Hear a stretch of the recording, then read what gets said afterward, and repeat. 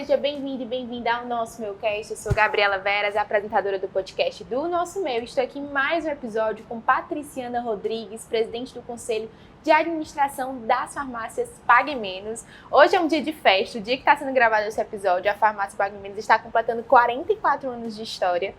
E aí, Patriciana, agradeço demais o seu tempo em parar esse dia de festa para gravar esse episódio com a gente. Eu queria que você começasse contando um pouquinho sobre o seu início na história da Pague Menos. Eu acredito que você cresceu junto com a marca. Conta um pouquinho pra gente. Oi, Gabriela, é um prazer muito grande estar aqui dividindo um pouquinho da nossa história nesse momento que é tão emblemático, né? Onde a gente celebra 44 anos.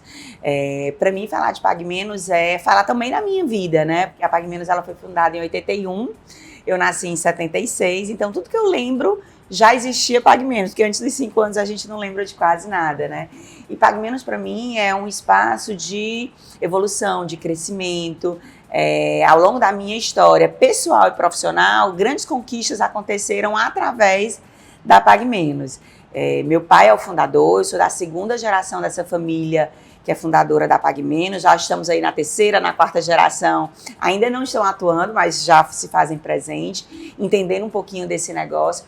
E é muito fácil aderir à história da Pague Menos, ao propósito de contribuir, porque é uma empresa que tem o desejo de levar saúde com amor para todos os brasileiros, né? E quem não quer levar esperança, quem não quer levar saúde? Então, desde muito nova, eu estou inserido dentro desse contexto e fazer parte dessa história, para mim, é um orgulho muito grande. Muito bom, é muito legal ver você falando com brilho nos olhos, assim. Você realmente tem uma mentalidade de fundador e acredito que isso veio muito da criação do seu pai, como você até contou em outras entrevistas, né? Como ele sempre falou da Pague Menos de uma forma muito animada, muito feliz. Era um lugar, uma marca que tinha um lugar de felicidade dentro do seu coração. E acredito que à medida que você foi trazendo habilidades técnicas para isso, né? Você foi florescendo cada vez mais ali na Pague Menos. Você atuou durante 24 anos na área de comercial e de marketing. Eu queria que você contasse um pouco disso, né? A sua formação em engenharia civil, mas você se viu se apaixonando por essa área. Eu queria que você contasse um pouco de como você começou a ser atraída por essa área do marketing. Lá na Pague Menos, quando eu comecei a vivenciar aquele ambiente, a gente brincava de trabalhar, porque era desde muito nova, a partir dos 12 anos, metade das férias a gente brincava e a outra metade a gente brincava de trabalhar dentro da empresa. Meu pai sempre acreditou que era importante que a gente vivesse esse universo, né, para entender o que era a Pague Menos, o que ela fazia, o que ela entregava. E eu digo que é uma sorte muito grande, porque quando eu comecei de fato a trabalhar, eu fui morar nos Estados Unidos, fiz high school lá, fiz engenharia civil, passei, né, no vestibular para engenharia civil e aí, vamos agora trabalhar de verdade, carteira assinada. E depois de passar por vários departamentos, eu parei num departamento que se chamava de novos negócios. E foi muito engraçado, porque assim, a Pague Menos já era relativamente grande, você ser filha do dono numa empresa grande, você se sente meio perdido, né? Mas estar nesse local que era novos negócios, eu tive a oportunidade de criar coisas do zero. Então, eu me lembro muito da gente sentado fazendo business case, né, o business plan de um serviço que era revelação de fotografias que a gente fazia nas lojas, oferecia esse serviço para as lojas, que era super disruptivo, uma farmácia revelar fotografia. Então, sentar, negociar com a Kodak, depois, em um certo momento, negociar com a Fuji, que eram as grandes players desse segmento, treinar as pessoas, trazer o mini lab para cá, aquela estrutura, ensinar como é que revelava. Para mim foi um ensinamento de como desenvolver um produto, desenvolver um serviço. Empreender, né? Empreender dentro do negócio. Fora o serviço de revelação de fotografia, teve o cartão Private Label, a gente fez parceria com a Fininvest para oferecer crédito para quem não tinha crédito. Então a pessoa tem a possibilidade de gerenciar suas compras da farmácia através de um cartão de crédito, que no início ele era private label, usado só na Pague Menos. Depois a gente fez uma parceria com Mastercard e com Visa e ele se transformou num cartão de bandeira nacional, inclusive internacional. E aí todas essas interações mostrou para mim como era importante essa comunicação com o cliente. E aí eu entendi a força do se comunicar. E aí foi uma engenheira, né, que eu estava na engenharia, que percebeu que a comunicação faz toda a diferença nas relações. E aí eu comecei por uma oportunidade da empresa, ir para a área de marketing. Tive que me capacitar na área de marketing, então eu fiz MBA, fiz especialização para poder fazer tecnicamente o que intuitivamente eu estava fazendo. E aí foi um grande aprendizado, né? Como você comentou, fiquei mais de 25 anos nessa área comercial, negociando com a indústria as melhores promoções, as melhores condições para oferecer para os nossos clientes. E a área de compras no varejo, ela se relaciona muito com a área de comunicação, com a área de marketing, né? Então foi inevitável ir para a área de marketing e eu fui muito feliz. Foram muitas campanhas super exitosas, reformulações de marcas ao longo dessa história, né? A gente vai já falar um pouquinho mais sobre isso. E foi um desabrochar, né? Aquela engenheira que trabalhava muito com raciocínio lógico, ciências exatas, começar a entender todas as nuances do falar bem, levar a mensagem, ressignificar as coisas, traduzir. Então foi um aprendizado muito grande. Muito bom. Eu acho que é na comunicação e marketing que as marcas conseguem, acho que, descolar do óbvio, do que está sendo feito, né? E aí você também falou um pouquinho em outras entrevistas, né, que o processo de sucessão dentro da Pague Menos começou em 2017. E você até disse, né, que o Deusimar teve um olhar muito estratégico, né, que muitas vezes o fundador tem que ser obrigado a passar por esse processo de sucessão, e o Deusimar foi diferente, ele decidiu passar por esse processo de sucessão. Em 2020 você assumiu aí como presidente do conselho, né? E como você disse em entrevista, você é guardiã da cultura da marca. E eu queria que você contasse primeiro um pouquinho sobre esse processo de sucessão como um todo, né? Como vocês conseguiram viver isso e como é conciliar. A gente tem um evento chamado New2B Especial Fundadores com empresas familiares e a gente fala muito sobre esse processo de sucessão e o quanto é delicado essa mistura de família com negócio. A gente sabe que, enfim, existem as dificuldades, a gente sabe que lidar com gente é muito difícil, né? Mas misturar o negócio com um sentimento, né, de pai, de irmão, existe uma complicação nisso, mas existe hoje em dia muitas empresas e consultorias que ajudam você a ter um olhar estratégico nesse processo. Me conta um pouquinho sobre como foi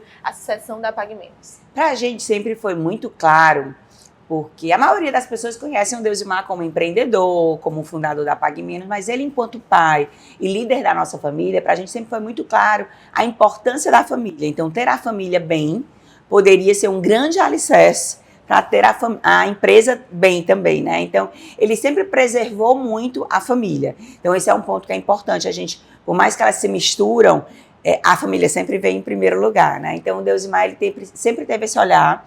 Então, em casa, a gente falava muito sobre os laços serem fortes o suficiente para enfrentar qualquer tipo de tempestade, né? Porque a empresa, ela pode ir, pode vir, mas a família não. Ela é para sempre.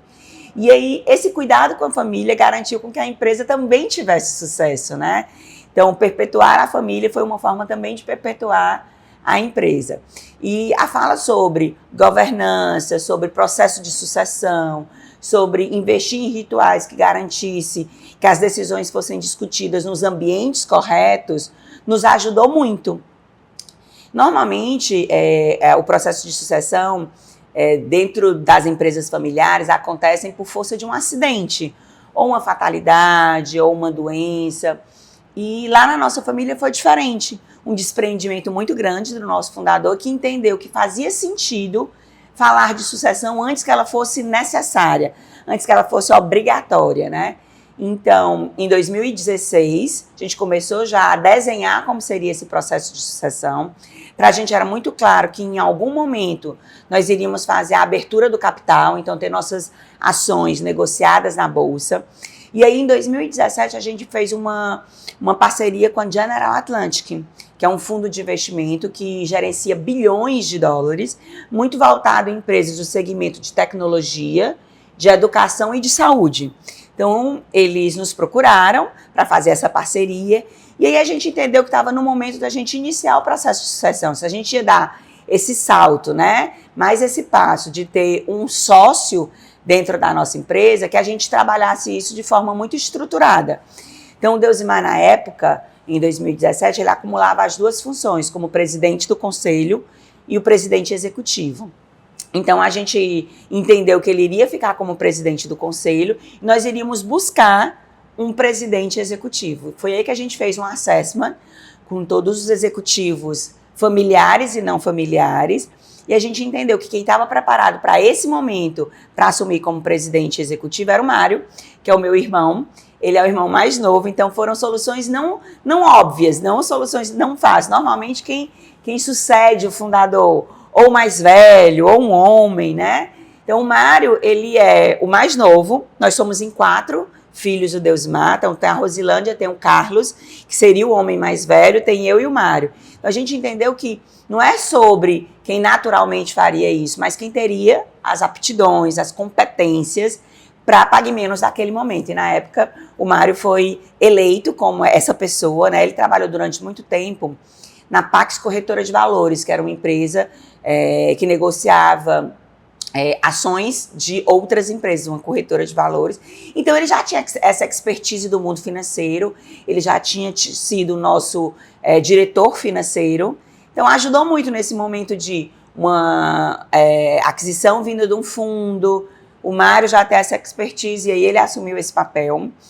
Na época, quando a gente fez o Assessment, eu era diretora de compras e diretora de marketing. Ascendi para ser vice-presidente comercial e a gente começou a trabalhar muito fortemente como seria essa estrutura que iria dar suporte ao conselho, já que o Deusimar não estaria mais na execução, no dia a dia. E a gente criou esses rituais, comitês que dessem suporte ao conselho, comitês que dessem suporte aos executivos. E aí, de 2017 até 2020, foi uma grande jornada para a gente amadurecer, para em 2020 a gente fazer o nosso sonhado IPO, né? E aí, em 2020, 100 dias antes de nós fazermos o IPO, eu fui convidada pelo Deusimar, pelos meus irmãos e pela General Atlantic, que era o fundo da época, para assumir a função de presidente do conselho. E aí o Deusimar iria se afastar, completar a sucessão da primeira para a segunda geração, ele não ficaria mais nem no conselho, nem na execução. Para mim foi uma honra muito grande, né, ter recebido esse convite, uma demonstração clara de confiança, de entender que eu poderia estar contribuindo de forma mais efetiva ainda e estratégica para o negócio da família, para Pague Menos. E 100 dias depois, no dia 2 de setembro de 2020, a gente fez o nosso tão sonhado IPO. Mas aí imagina aí, se você voltar um pouquinho no tempo, no dia 2 de setembro de 2020, nós estávamos em plena pandemia. Foi um grande desafio, né? Mas na época da pandemia, as farmácias elas foram extremamente importantes. Se você imaginar como que nós iríamos viver uma pandemia sem ter as farmácias como um grande aliado, ia ser muito desafiador.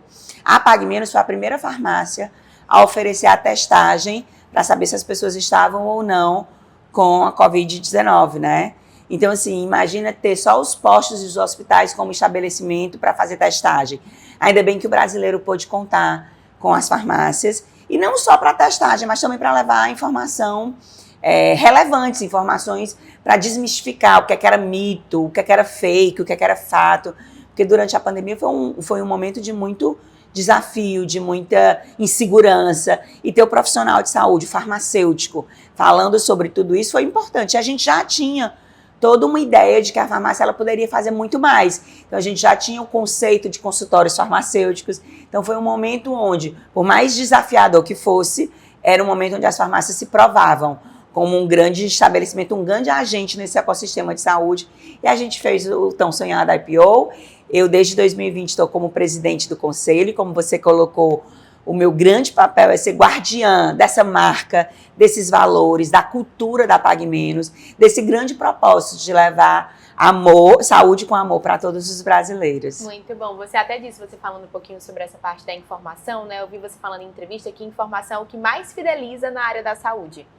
Claro que os processos como um todo, mas você falou muito disso, né? Como é importante a marca produzir informação, principalmente nesse período da pandemia. Acho que foi uma virada de chave nessa maturidade. Eu queria que você contasse um pouco disso, né? De como a Pague Menos serve como uma produtora de conteúdo mesmo, para informar a população. Vocês até falaram um pouco sobre essa parte da transição, né? De passar a ter um consultório dentro da farmácia, de como vocês passaram a capacitar os farmacêuticos de vocês para estar nesse lugar, né? E eu acho que até a população hoje em dia, na época não, mas hoje em dia as pessoas já têm mais maturidade para buscar na farmácia, quem sabe, uma solução, reafirmar um tratamento que precisava, enfim, continuar, mais informação mesmo.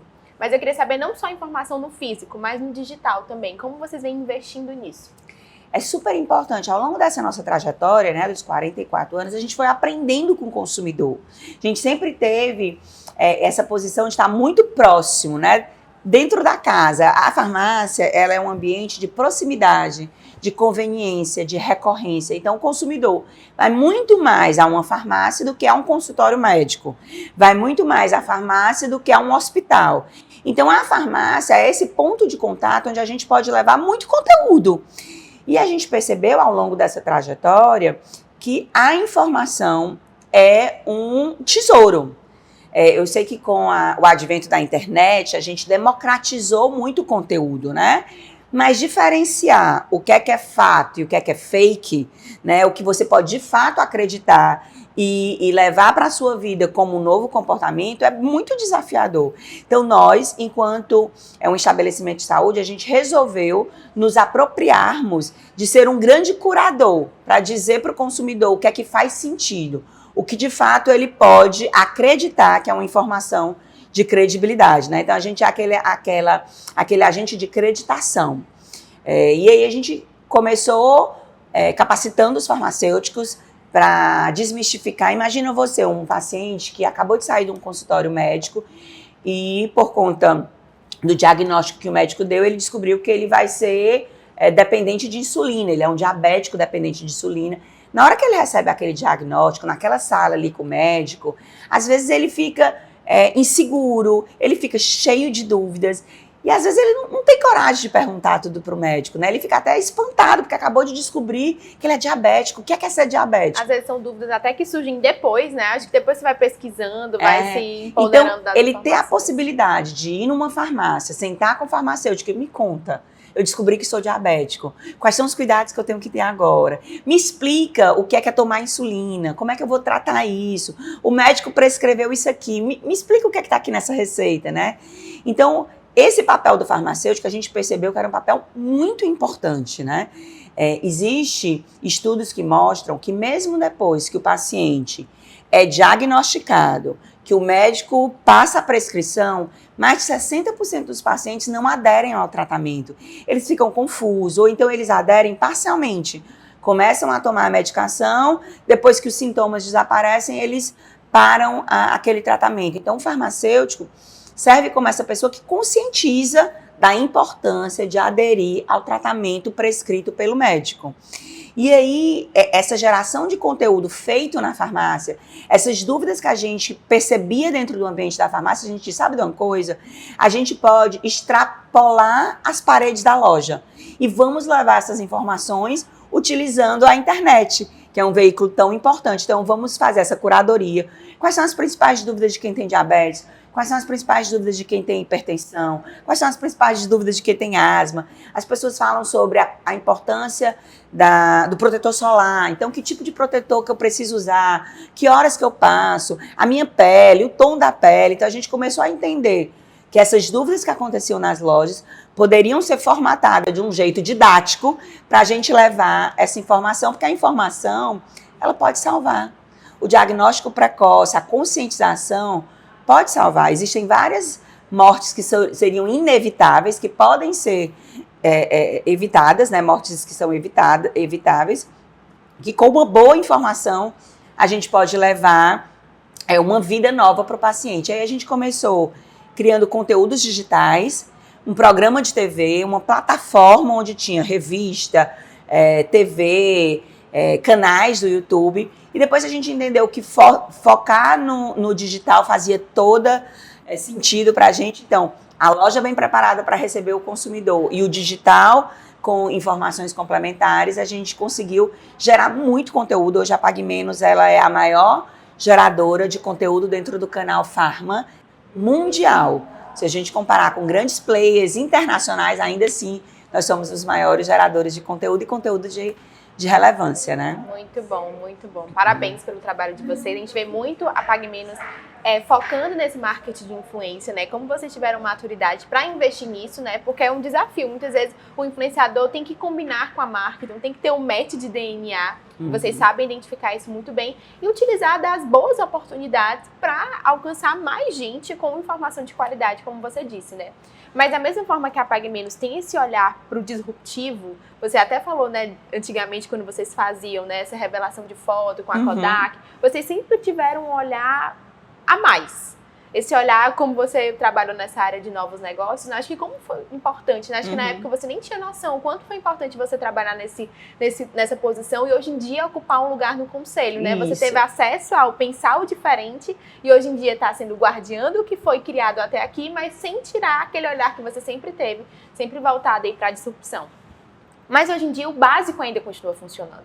O básico de você entrar numa farmácia, ser bem atendido e ser acolhido, muitas vezes você investe tanto no digital, em estratégias, nossa, que demanda muito, mas às vezes o simples continua funcionando. E eu queria saber de você qual o desafio como conselho, né? De manter esse olhar para o novo, para o futuro, de apostar em novas ideias, mas ao mesmo tempo não deixar o básico e o simples ser feito da melhor forma possível. É muito importante essa pergunta, Gabriela, porque às vezes a gente se perde em tantas demandas, né? Porque nós estamos falando de quase 1.700 lojas, 26 mil colaboradores, centenas de milhares de clientes que são atendidos diariamente. Então, ter atenção àquele momento da verdade, né? Que é o momento do atendimento, é muito importante. Diferente, talvez, quando você vai comprar uma bolsa ou quando vai comprar uma calça, um produto de consumo, você está num momento, talvez, de prazer, num momento de relaxamento. Já na farmácia é um pouco mais diferente. 70% das nossas vendas ainda vem da categoria de medicamentos. Então, ou você está doente, ou alguém da sua família pode estar doente, ou você está não querendo ficar doente, né, trabalhando na prevenção. Então, esse atendimento tem que ser um atendimento muito caloroso, um atendimento com muita empatia. Você tem que entender o que o consumidor está ali trazendo de dores, né, de queixas, de inseguranças. Então, o atendimento dentro do segmento de saúde faz toda a diferença. Então, investir no agora, investir no atendimento, no momento da verdade, para a gente é extremamente importante. E é plantando no hoje que a gente vai construindo o futuro, né? A gente também tem que começar a entender as disrupções. Não dá para a gente ficar parado e entregar só o agora. Eu tenho que entregar o agora e ficar sempre atento no depois. E o nosso DNA, ele é muito claro, né? A gente tem, entre outras características, a disrupção, a inovação como parte do nosso DNA. Não foi à toa que lá atrás nós fomos a primeira rede de farmácias a trazer o conceito de drugstore, né? Já existia em outros países, mas no Brasil não, né? Então a gente lutou arduamente para conseguir mudar a legislação brasileira, para permitir a venda de cosméticos, de maquiagem, de sorvete, de biscoito, de chocolate. A gente entendia que a gente poderia aproveitar esse ambiente onde a gente já tinha um fluxo de consumidor e entregar muito mais, e facilitar a vida dele, né? Foi nesse conceito que a gente lá atrás resolveu atuar como correspondente bancário, fazendo pagamento de conta de água, luz, telefone, venda de ingressos para shows, venda de vale transporte. Então a gente entendia que facilitar a vida do nosso cliente também era o nosso papel. Quando a gente fala de saúde, quando a gente fala de bem-estar, é uma coisa muito mais ampla do que só a doença. Nós estamos falando da saúde. Então, o nosso negócio não é a doença, o nosso negócio é a saúde. Então, a gente sempre teve esse desejo muito grande de trazer soluções para os nossos clientes. E quando você está muito próximo do consumidor e tem esse mindset de soluções, sempre vem ideias novas. Então, foi nesse conceito que a gente entendeu que poderia ter um consultório farmacêutico. Ninguém nunca tinha ouvido falar sobre consultório farmacêutico. A gente tem um profissional, um farmacêutico que estudou mais de 5 anos sobre como é que a composição medicamentosa, quais são as interações que os medicamentos podem promover, qual é o melhor horário de administrar aquele medicamento. Por que não usar todo esse conhecimento e ter um espaço onde o paciente, cliente, possa conversar com o farmacêutico e tirar todas as dúvidas? Existem muitas coisas que os farmacêuticos podem fazer. Cuidados com a pele é uma coisa que o farmacêutico pode falar. Ajudar no combate ao tabagismo. O farmacêutico tem um papel muito importante para fazer essa conscientização. Agora está super em evidência perda de peso, né? Então o farmacêutico pode ajudar muito nesse acompanhamento, né? Nesse controle, na perda de peso. Então a gente resolveu criar como disrupção esse espaço de consultório farmacêutico para esse farmacêutico poder fazer muito mais. Então a gente está sempre atento ao que a gente chama de horizonte 1, né? O que é que a gente pode fazer o agora, o básico bem feito, o que realmente importa, mas atento também ao horizonte 2 e ao horizonte 3. O que vem para o futuro? Quais são as dores? O que é que a gente pode trazer de novo para oferecer para esse nosso cliente? E a gente só consegue enxergar essas inovações se a gente estiver muito próximo, se a gente estiver atento. Porque não adianta a gente criar coisas que não são relevantes, que não curem dores. Então, é atento às dores dos nossos consumidores que a gente consegue oferecer soluções, né, para essas dores. E fazendo aí o trocadilho de farmácia, dor e remédio, a gente está sempre atento ao novo remédio, né? Lá atrás foi a revelação de fotografia, foi o cartão de crédito private label e depois o cartão de bandeira nacional, foi o correspondente bancário com pagamento de conta, foi um mix, um portfólio mais amplo, foi oferecer o cosmético, dermocosmético, agora oferecer o consultório farmacêutico. Então a gente está sempre atento de o que é que a gente pode ajudar ainda mais esse nosso cliente, né? Quais são as dores dele e como que a gente pode ajudar isso. E está atento a isso daí, me credencia, né? Credenciar nós que estamos no conselho, para estar sempre ter um olhar do consumidor, porque lá a gente está como aquele que garante que a estratégia da Pague Menos não saia do trilho, né? Que os valores permaneçam, que tudo que for a gente não puder deixar de ter atenção, a gente vai estar lá sempre naquela atenção. Existem coisas que são negociáveis, que podem mudar, que podem evoluir, mas tem aquelas que não são negociáveis. E o conselho tem esse papel, né? Ser guardiã de que a gente esteja sempre no trilho. Muito bom. Você falando desse negócio de guardiã de tudo, só vê aquele filme Divertidamente na minha cabeça, né? Vocês são um painel de controle praticamente da Pague Menos, né? Que é o que ajuda a decidir, não deixa as lembranças morrerem, o que ficou de aprendizado, não deixa os princípios. Que legal, Gabriela, né? Boa analogia. É porque eu fiquei imaginando, ela é alegria, porque você fala, no seu olhar tem isso, no seu olhar é natural, é engraçado, né? E como isso é importante, né? Eu queria até falar um pouco sobre isso nesse processo de sucessão, como o seu pai, eu acho que nem era... Talvez era estrategicamente, mas não só isso, existia uma certa, uma veia de empreendedor e uma felicidade em fazer o que ele fazia e como isso foi transmitido naturalmente para vocês, né? E eu queria saber das próximas gerações, você até disse, né? Eles já estão vivenciando, ainda não estão trabalhando no negócio, mas já estão vivenciando. E eu queria saber de você, como mãe, né, estrategicamente falando, e como um presidente do Conselho de Administração de uma grande marca, né, principalmente para os cearenses, como você faz para implementar esse mesmo valor, essa mesma felicidade nos seus filhos e nas próximas gerações do negócio? É quase que natural, né? Como a gente faz aquilo que a gente gosta, né, que está alinhado com os nossos propósitos. Eu digo que o meu propósito de vida é cuidar das pessoas. E estar numa empresa que tem como propósito levar saúde com amor para todos os brasileiros tem total match, né? Então, é meio que natural transmitir para a terceira geração e para a quarta geração esse desejo de perpetuar essa empresa. Não obrigatoriamente executando como executores, né? Como executivos. Mas, sem sombra de dúvida, eles serão sócios, né? Porque, naturalmente, como herdeiros, eles serão sócios. Então, que eles possam sempre ter esse cuidado de também ajudar a perpetuar essa empresa. E como é que a gente tem feito? A terceira geração, hoje a terceira geração, ela está aí no intervalo de 13 anos a 20 e poucos anos. Ainda são relativamente jovens, mas eles já vivenciam no que diz respeito a conhecimento e aprendizado. Então a gente faz do mesmo jeito que eu tenho uma convenção nacional que reúne todas as grandes lideranças da empresa, que eventualmente eles participam ali, a gente faz uma convenção da segunda e da terceira geração. Então tá lá, dizendo quais são os nossos valores, o que é negociável, o que é inegociável, o que a gente tem de visão de futuro, pedindo eles, né, para nos ajudarem. A gente faz algumas dinâmicas com alguns cases de negócio para eles trazerem quais eram as soluções que, se eles estivessem sentados na cadeira, eles trariam. Então a gente traz grandes nomes do segmento de saúde, de empreendedorismo, de tecnologia, para falar para eles, para que eles dão todas essas informações e criando repertório, para se um dia eles estiverem sentados na cadeira, eles terem esse tipo de repertório. Então, a gente tem investido muito na formação deles, e em especial para que eles vivenciem esse ambiente, que é o ambiente corporativo da Pague Menos, para ele entender como que as coisas fluem, né? O que é que acontece dentro dos corredores. Então, por hora, eles estão nesse processo de formação, para que quando chegar a hora deles contribuírem, executando, eles estejam capacitados.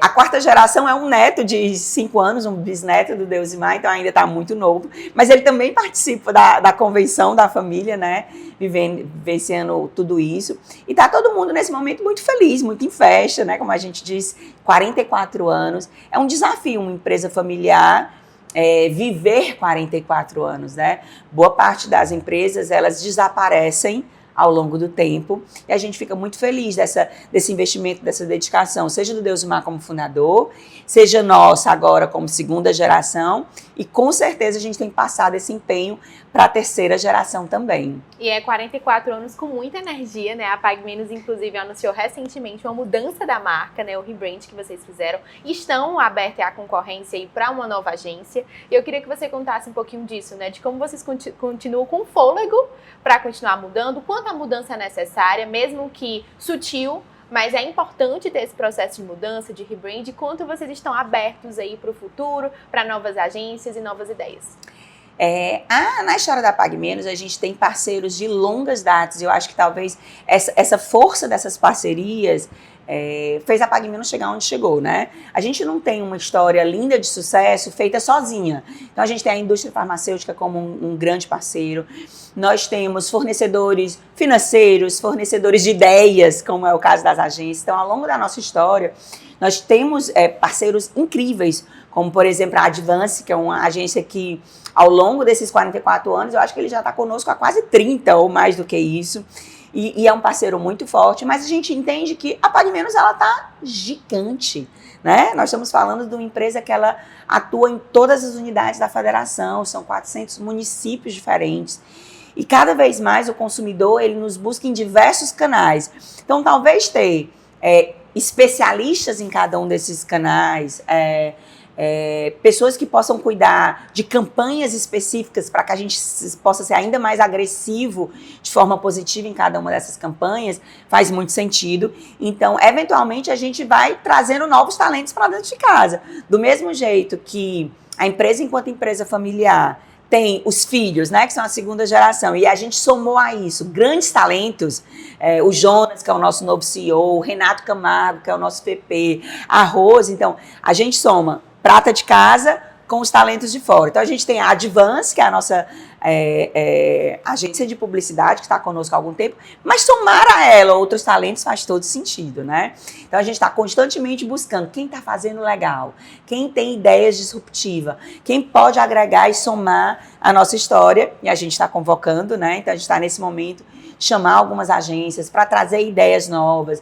para a gente poder entender como que a soma dessas forças faz uma PagMenos ainda maior. A gente acredita muito na diversidade, isso é um valor. Eu falei agora há pouco sobre a disrupção, né? A inovação está no nosso DNA, a diversidade também está no nosso DNA. A gente tem dentro dos nossos clientes gente preta, branca, os povos originários, de todas as faixas etárias, de todas, com diversos repertórios. Então, essa diversidade para a gente fala muito forte, é uma coisa muito importante. Então, ter mais agências faz sentido. Então, esse é o ponto da agência. E sobre a nova marca, né? É com muita alegria que a gente traz essa parceria que a gente fez para poder trazer um rebrand da marca da PagMenos. Ao longo dos 44 anos, a gente mudou de marca 4 vezes. A primeira marca foi de 81 a 88. Aí a gente lançou uma nova marca que foi de 88 a 2015. Quando foi em 2015, eu fiz parte da mudança da marca. Na época, eu estava sentado na cadeira de head de marketing, né? Então, eu fiz parte dessa grande mudança. E aí, de 2015 a 2025, a gente foi muito feliz, né? Com a mancha gráfica, com o jogo de cores, com a simbologia da cruz, como um elemento que remete a levar a saúde. E aí, quando o time agora, liderado pelo Renato, falou sobre o rebrand, eu confesso que no começo eu fiquei meio insegura. Poxa, aquela marca que eu ajudei a desenhar junto com todo o time, ela vai reformular. Mas eles foram tão felizes com o que eles trouxeram, que era quase que natural acontecer essa remodelagem, né? Foram coisas sutis, mas que faz todo sentido, né? São linhas mais curvas, mais fluidas. Se nós somos aquela farmácia que está próxima do consumidor, que gera proximidade, que está atento, que entende as dores, ter essa fluidez, ter esse contorno mais orgânico, faz tanto sentido, né? Se a gente é uma marca que está evoluindo com o nosso consumidor e está entendendo as dores deles ao longo do tempo, trazer essa modernização através da logotipia, né? Antes era itálico e agora ficou não itálica. Parece que era óbvio, quando eu vejo a nova marca, eu disse, ela já existia, ela só foi ali remodulada um pouquinho, ela já existia, já era a nossa marca, né? A gente permaneceu com as cores vibrantes do azul, do vermelho, a mancha gráfica sempre foi muito importante, o ícone da cruz. Então, fico muito feliz com o resultado dessa nova marca. Parabenizo a todo o time, né, que fez esse trabalho brilhante e que venham aí mais alguns anos com essa marca e, quando necessário, estaremos prontos para mudar. O que nunca muda na Pague Menos é o desejo de mudar sempre com essa vontade de estar mais próximo dos nossos clientes e atendendo às suas demandas. Muito bom, vi você falando em outras entrevistas, né, sobre o desafio de sair dessa parte do operacional, de estar em ação, para ir para esse lugar do conselho, né? Como foi desafiador para você, né? Que sempre esteve inserida nesse contexto da Pague Menos, né? Sempre esteve com muita vontade de fazer muitas coisas, né? Principalmente trabalhando no marketing, que é mais acelerado, o comercial também é mais acelerado.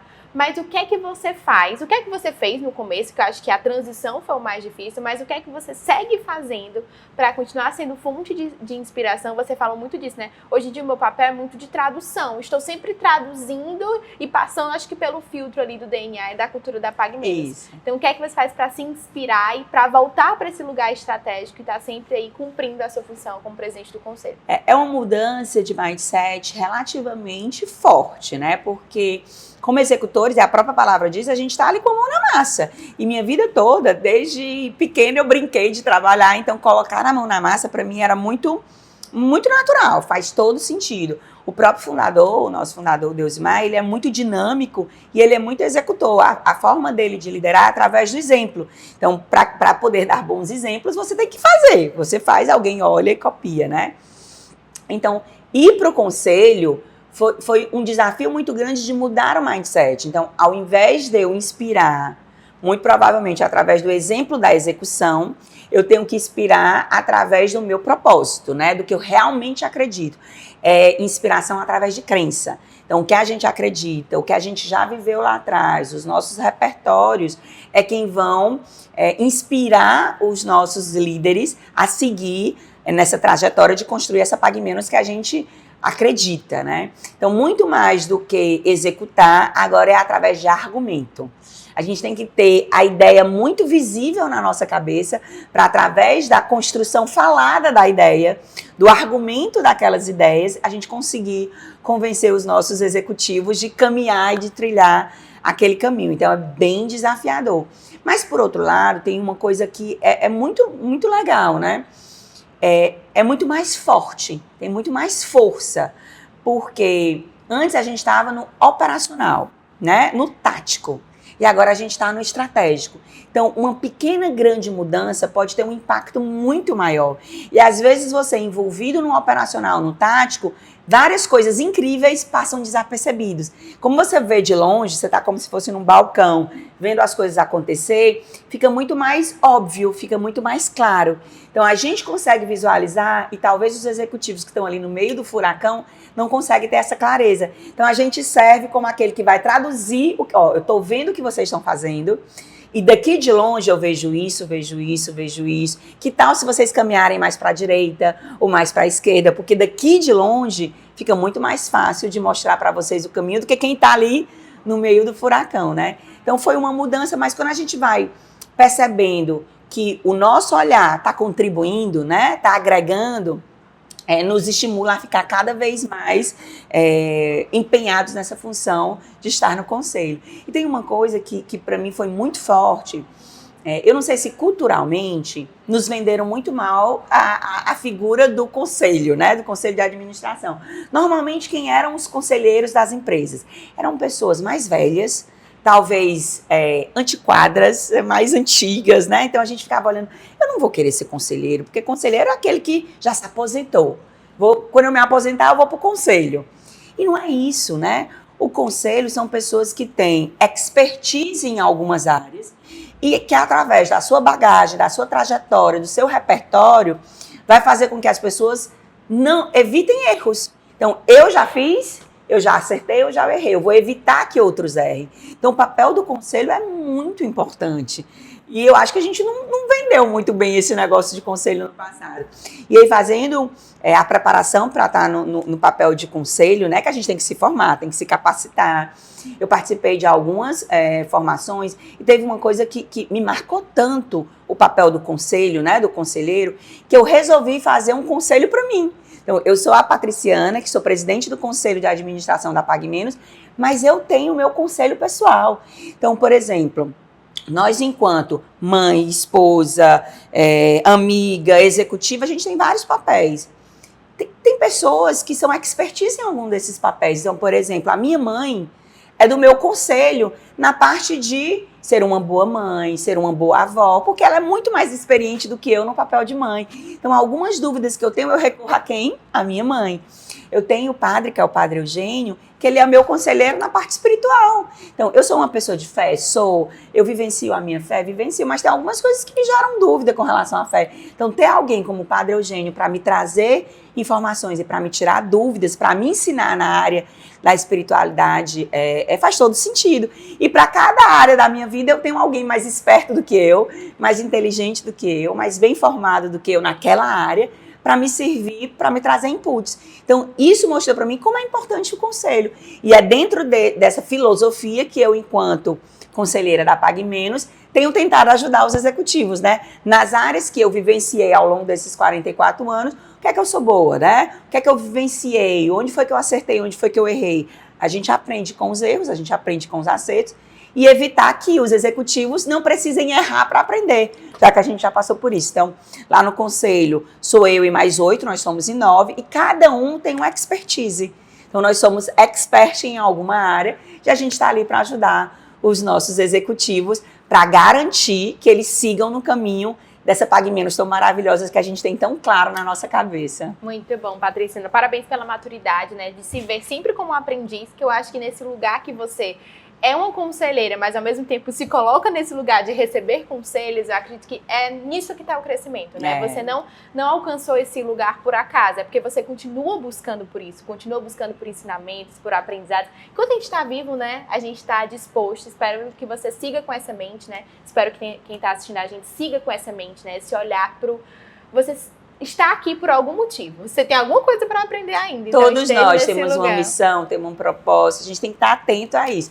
E o mais legal é que quando você está alinhado com o seu propósito, o universo todo, ele conspira a favor. Muito bom. E agora eu queria que você deixasse uma dica aí, para quem está escutando a gente, para quem é empreendedor, fundador de uma empresa, ou para quem está vivenciando ou vai vivenciar um processo de sucessão, o que é que você acha que ele ancorou para estar dentro da organização, e não só para estar dentro da organização que foi criada pelo seu pai, mas para que você sinta ela como sua. E não só para quem é herdeiro de um negócio, mas para quem é colaborador de um negócio mesmo. Acredito que a grande chave está aí, de você ter uma mentalidade de fundador.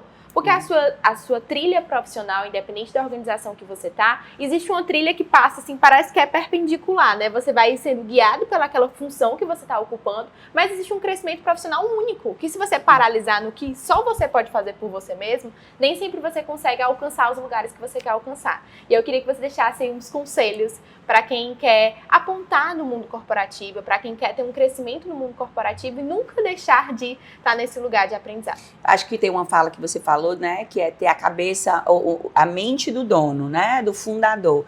Eu acho que entender que você está colaborando com algo maior, seja qual seja a sua posição, como colaborador, como fundador, como herdeiro, é importante que você se sinta dono, né? Aquilo ali eu tenho o poder de transformar, eu tenho o poder de fazer crescer, eu tenho o poder de tornar aquilo ali exponencial. Então, você ser protagonista dessa trajetória faz todo sentido.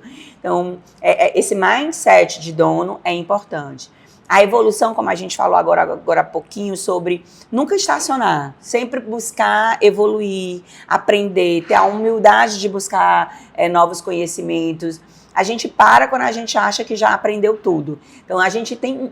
O mundo é muito dinâmico, está chegando a inteligência artificial, né?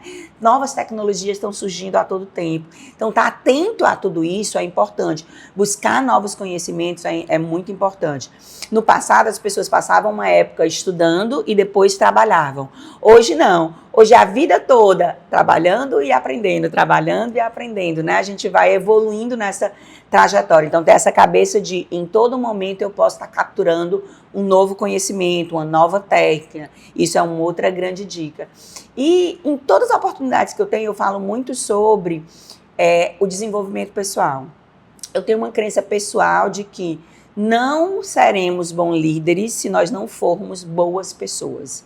Então, investir como ser humano, né, como valores, empatia, justiça, credibilidade, integridade, honestidade, são valores que vai fazer toda a diferença. A gente falei aqui sobre a inteligência artificial. A máquina está vindo para substituir muitas coisas, né? Mas ela nunca vai substituir o humano, né? Dificilmente a máquina vai ter a capacidade de sentir a dor que o humano sente, de ter a empatia, se colocar no lugar do outro. Então, os melhores líderes serão os melhores seres humanos. Então, a oportunidade que vocês tiverem para desenvolver o seu eu, né? Quem sou eu, Patriciana? Como eu posso evoluir? Quando a gente pensa numa empresa, a gente pensa em etapas de evolução dessa empresa. Ela começa faturando tanto, depois vai faturar um pouco mais, ou ela começa com tantas lojas, depois vai evoluir no número de lojas, com tantos clientes, vai evoluir no número de clientes. E nós, enquanto seres humanos, eu tenho alguns dons. Como eu evoluo nesses dons? Eu tenho algumas habilidades. Como eu evoluo? Eu tenho um ciclo de impacto de amigos. Como eu evoluir esse ciclo de impacto? Então, a gente precisa também criar esse planejamento. Quais são as minhas sombras? Como é que eu posso trabalhar para evoluir nesses pontos de sombra, né? Quais são as minhas luzes?